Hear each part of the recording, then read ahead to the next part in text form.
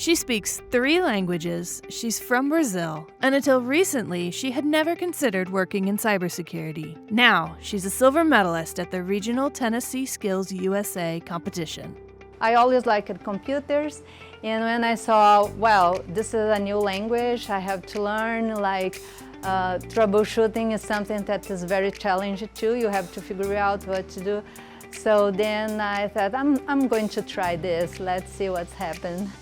Claudia's spirit of curiosity guided her to Vol State, but taking on this new education didn't come without its challenges. English is not my first language. Any class that I go inside, I have to learn the vocabulary for the class.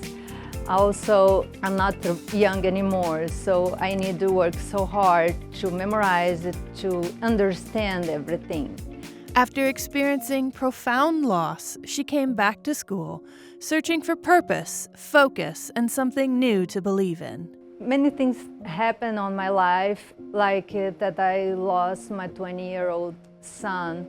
That got me crazy. And I knew I need something really hard, like a Python language, to try to stay in my base that I was not, I just grabbed this to survive that situation.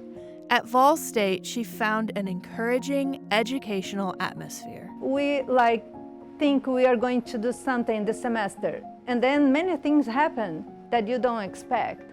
And Vol State, as a professors, all people here, they respect that, They work with you, with your difficulties, what all you need to succeed.